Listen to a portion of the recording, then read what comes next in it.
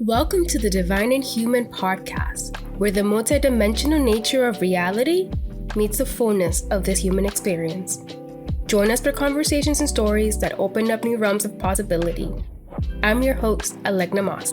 I'm a spiritual life coach who helps women master their energy so they can express their soul, manifest their desires, and create a life they're deeply in love with. You can check out my work at alegnamoss.com.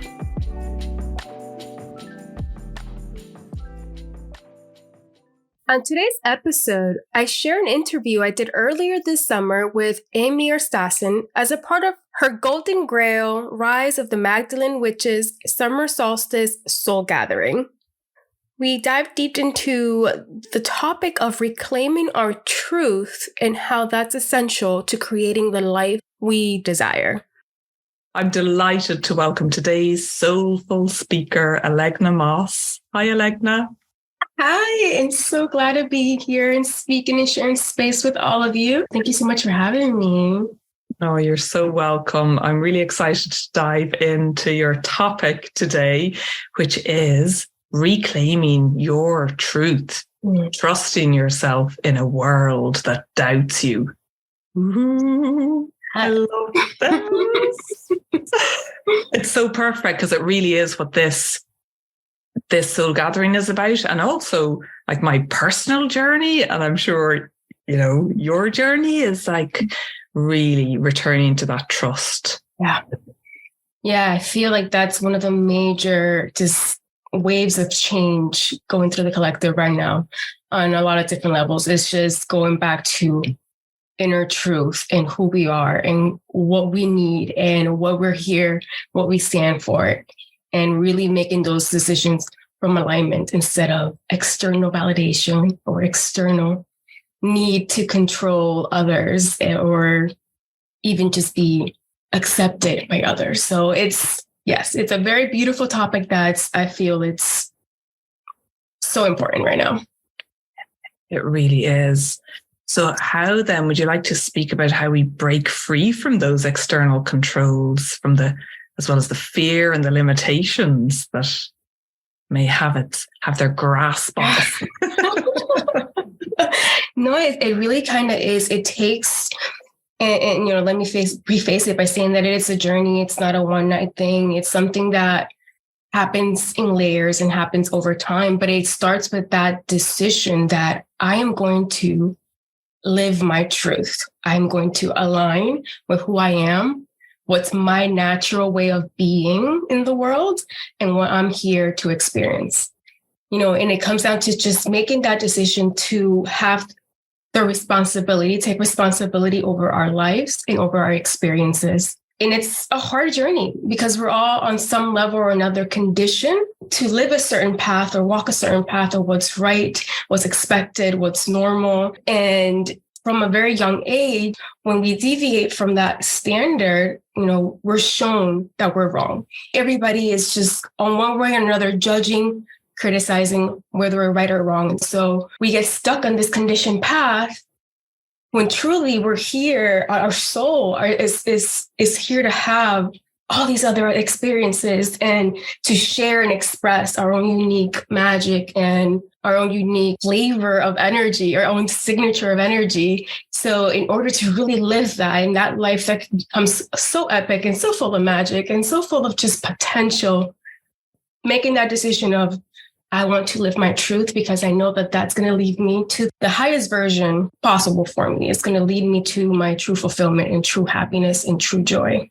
But a lot of us are stuck in the condition, like little boxes of who we're supposed to be and how we're supposed to show up. That's so beautiful. And that moment where you spoke of that, I'm going to live my truth. And even the hand gestures, it really is like, it's like that dropping in to that ultimate truth and power. Yeah. When we consciously make that decision, and you spoke of the unique magic that then unfolds, then what happens? How does that unique magic unfold as we embrace this truth of who we are? It's something that unfolds moment to moment in every choice that we make. As we start trusting our inner voice, start trusting our intuition, our own truth, and start prioritizing our well-being, prioritizing ourselves. And this is a little bit of a side tangent, but there's this belief or this misbelief that to prioritize yourself and your needs, your wants, your desire is selfish and wrong. So many of us run that program of, we dim ourselves, we hold ourselves back, or we people please in order to be accepted. But truthfully, we're here to live our lives. We're here to have a human experience. Whether or not you believe that in reincarnation, you believe we live multiple lives or just one life, whatever your personal beliefs, at the end of the day, we're here.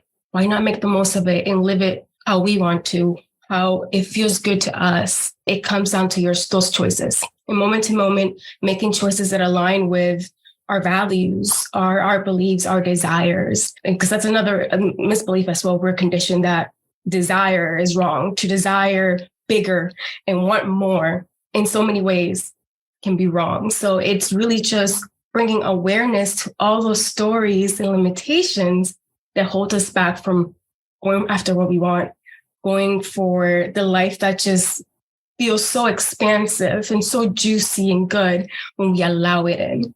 So often we don't even allow ourselves to connect with those desires because we have just so much fear and just limitation really stopping us from embracing that energy. So yeah, our power at the end of the day lies in making those choices that are in alignment with our truth.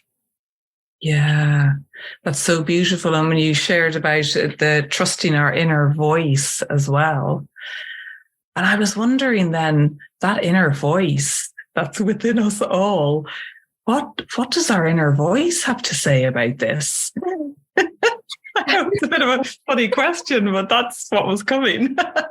Yeah, it's a wonderful question. The beautiful thing is that it's unique to each one of us, right? Our inner voice is leading us to our own path of fulfillment and joy, our own path of joy. What would really light us up and what would align us with that higher reality or timeline or possibility that's available for us at any given moment.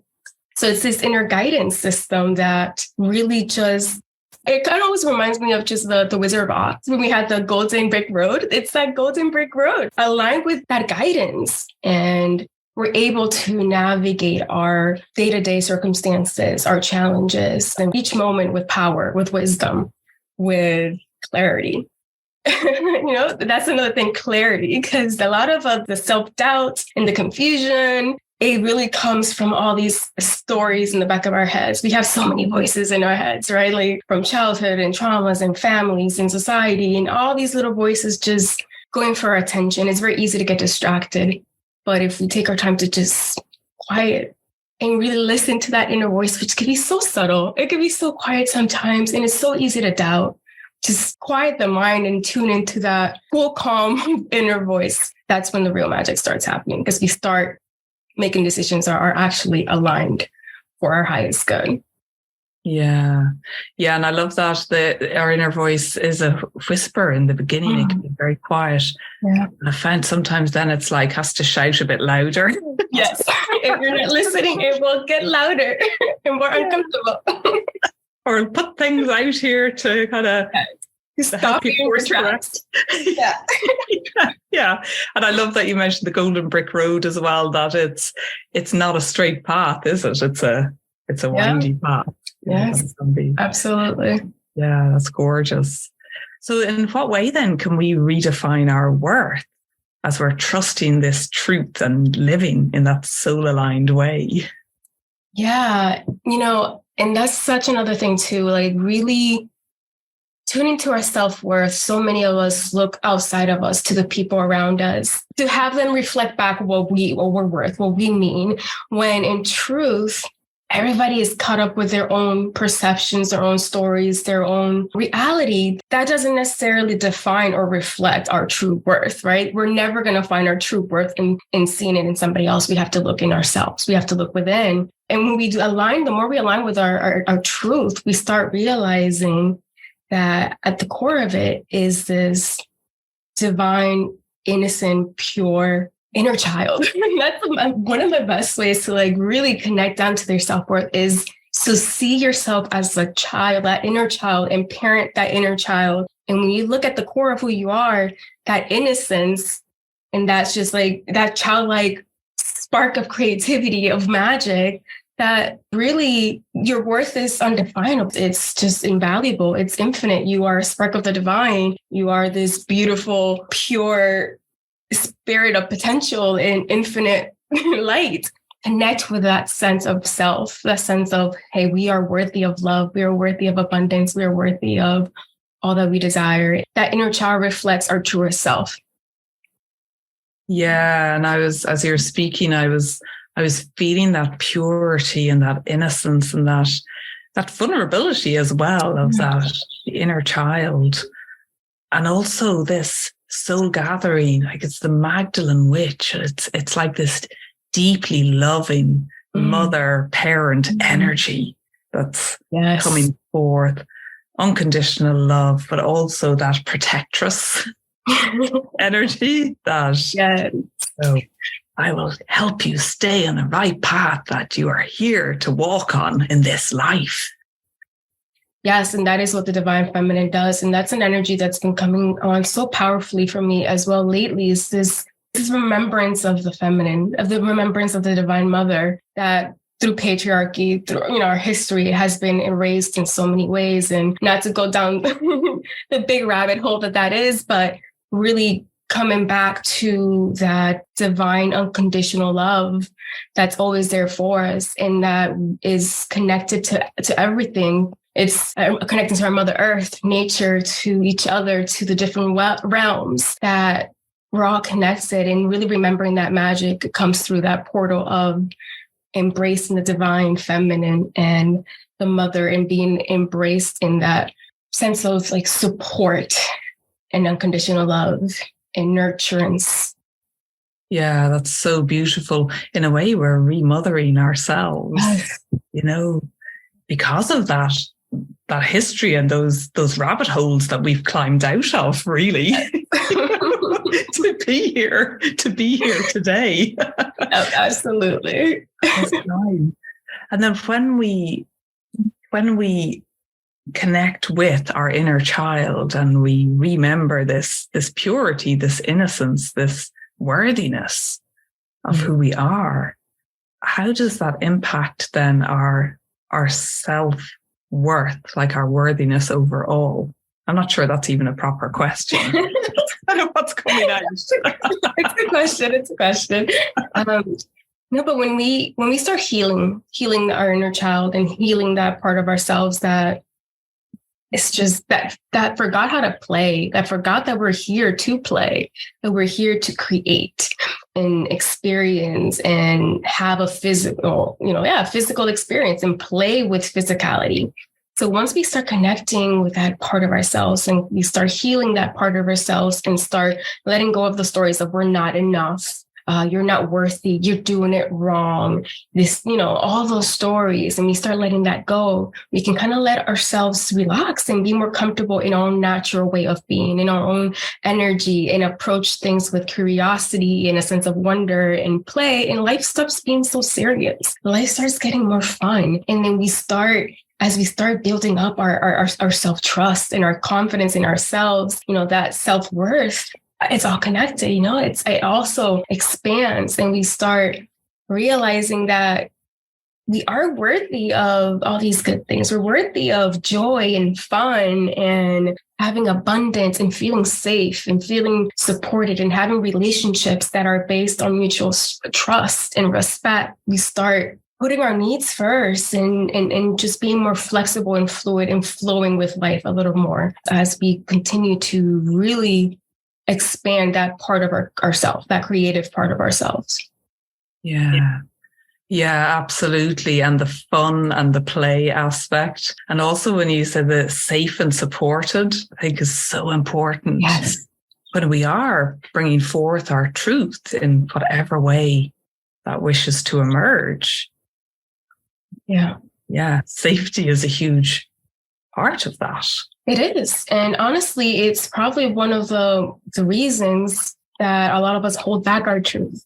that Yeah. hold back what our needs are, or hold back what our thoughts and opinions and ideas and gifts are, because we don't feel safe to be seen or to be heard. We feel, we fear rejection, we fear judgment, we fear not being accepted in our personal lives, in our communities overall. It's the witch wound, right? Generations of that. And then also we see it in our daily experiences, how being different can feel so unsafe sometimes. So what do we do about that, right? Do we continue to hide and dim ourselves, or do we listen to this inner calling that's saying, open up, blossom, speak up, share your light, share your truth, share your gifts. You're here for more than that. And that inner calling, I don't know, I feel like for a lot of us, it's getting louder and louder and louder, where the discomfort and the pain of hiding and dimming ourselves is becoming greater than the perceived fear and pain of what would happen if we were to speak up. And that's the thing, though. Fear is an illusion, and it all comes down to our beliefs and our perspective and what we're telling ourselves. And if we can start bringing awareness to those stories, those beliefs, those moments and subconscious patterns that are keeping us dim and keeping us from sharing our truth, we start bringing more awareness to that, then we can choose differently, because that's where our power lies, in our choices. Then we can bring acceptance to that and compassion. And again, mothering our inner child, we have to be very gentle with ourselves, because it's not an easy process, bringing that awareness, that acceptance, and deciding to make a conscious choice. So we start being more of the conscious creators of our reality. Yeah, that's so beautiful. And it's like that tipping point of, like, sometimes I'll say, I cannot not share this message. Yes. Right. Yeah, or I might burst, exactly. Or like there's the exactly. So it's that tipping point of, how willing are we to really claim that and step in the fullness of our blossoming, as you shared. It's really, really gorgeous. Which this is airing at summer solstice, so that's the right time for it. Yeah, absolutely. And then you mentioned the conscious creators of our reality. So how do we then consciously create our reality? I know it's very linked to all that you've shared already. Starting with that decision of, I'm going to live my truth, and really taking the time then to figuring out what is my truth, right? Because at first, we have, again, all these other stories in our energy, all these other stories in our mind, and being able to distinguish our own energy from others, and having those strong boundaries where we're going to then not only prioritize ourselves and our needs, but also our ideas, our way of thinking, and our perspectives. But the other part of that is understanding that everybody else is also in their own reality with their own ideas, thoughts, and perspectives.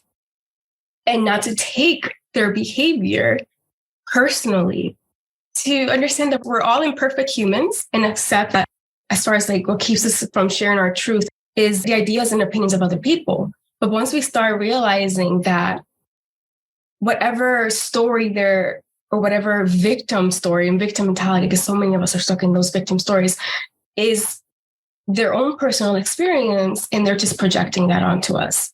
And once we start having that awareness, seeing that, okay, they're having their experience, I'm having my experience, I'm the person that needs to stand up for what my experience is, and not let the stories of another dictate how I'm going to live my life, right? So taking that responsibility, letting other people have their experience, whether or not it's a positive or negative reflection, understanding that that's not who you are. You are a whole being yourself, and you can be the conscious creator of your own reality. But ultimately, it comes from, again, aligning with your values, your desires, with what you need moment to moment, bringing our awareness internally instead of externally, and focusing on our bodies even. And that comes back to the divine feminine, really the wisdom of our bodies, the wisdom of our intuition, our subtle senses, and aligning with that truth, aligning with those messages, aligning with what we see, and making more conscious choices. It's all about more awareness and more alignment. And then the more we do that, we start creating little by little that reality we desire, and having our energy field and how we're feeling moment to moment be a guide of, okay, well, this doesn't feel right. There's something there that doesn't feel right. This isn't for me. Oh, there's something there that does feel right. It feels expansive. It lights me up. Okay, then this is for me. That can help us kind of navigate our choices day to day over time. And as we raise our vibration, as we start freeing ourselves from other people's stories, freeing ourselves from our own stories, and our vibration rises, we get to be a little more freer in our creations, in our expressions, and play at a different level with different rules of the game, so to speak. Yeah, we get to rewrite our own rules of the game. Yes, exactly. I love that. Yeah, there's so much power and wisdom in what you share, and that liberation is the word. Yes. It's so liberating to know that we have the power to make these choices. And also that discernment of what's mine, what's yours, what's the collective. I feel that's like, yeah, I mean, I come from the corporate background, so it's taken me still on that journey of many years of like kind of unhooking from what's theirs, what's mine. Yeah. Really coming back here to this, to our bodies. Yeah. Exactly. Coming back to that awareness that we create our realities with our energy, with the words we speak, the thoughts we have, our beliefs, our emotions, and then our actions, right? And really being conscious about what energies we're aligning with. Are we aligning with energies that nurture us, or aligning with energies that are draining us? And that could be people, places, and things, experiences. Everything is energy. It's just bringing that awareness. I wanted to ask as well about where do you feel soul comes into all of this? Because this is ultimate soul gathering reunion. Yes. Well, I mean, it's everything really. Our truth comes from soul. Our deepest truth is our soul expressing through us. It's our who we are at our core, and our soul is that higher, more expansive aspect of ourselves. And the more we live our truth, the more we stand up for who we are, that's more of our soul. That's more of us channeling through, flowing through, and expressing out into the world. So yeah, really feels like you're speaking from such a place of soul. Ooh. Wow. Well, would you like to share with people, you've got a gorgeous free gift, Inner Child Healing Transmission. It's a good time on this note of soul. Yes. And that's kind of the intention behind that healing, is to connect us back to our soul. Our inner child is such a beautiful reflection of our most authentic selves. So connecting back to that, it's a guided meditation where we walk you through this process of really connecting the inner child and letting go of some of those old stories and traumas and wounds from our childhood, and really seeing where do we want to go next? What do we want to create next in our experience? And it also taps into the support of the Divine Mother and having her just nourish us into bringing that next desire that wants to come through, what our soul wants to express next, bringing it into expression and giving it form. So that is what that transmission is there to support us in doing. So I hope that's a beautiful share, and that helps those listening really tap in with our creative powers a little bit more deeply and more consciously. Yeah, I can feel my inner child like gleefully like going, yay! Love it. Here they come. All these inner children around the world are going to bring so much support. Well, thank you so much. Is there anything else you'd like to share about reclaiming our truth and trusting this? Yes. Just allow the journey to be whatever it is. If it's messy, let it be messy. If it'll be painful at times, let it be painful. But really sitting with it, being present. That's what's necessary for our growth and our expansion. Being present, whatever is coming up, giving ourselves lots of compassion and love and gentleness as we go through it, because this is a hard journey. Purging and healing, it's not easy, but it also gets to be beautiful. It also gets to be full of wonder, and it's something special. And that's what we're here for, to really just start expanding our concept of what's possible. Yeah. Yes. Thank you so much. And as you're speaking, I'm just thinking of the rose. Like this, the rose, I feel like plays a very prominent, or is a prominent aspect of this soul gathering, and just the different colors of roses. And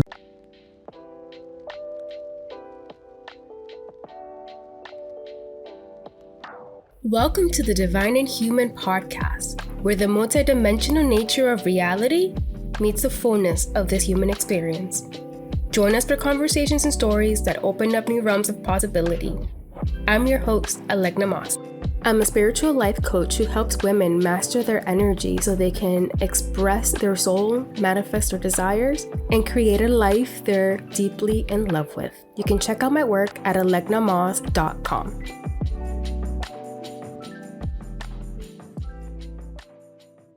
On today's episode, I share an interview I did earlier this summer with Eimear Stassin as a part of her Golden Grail Rise of the Magdalene Witches Summer Solstice Soul Gathering. We dived deep into the topic of reclaiming our truth and how that's essential to creating the life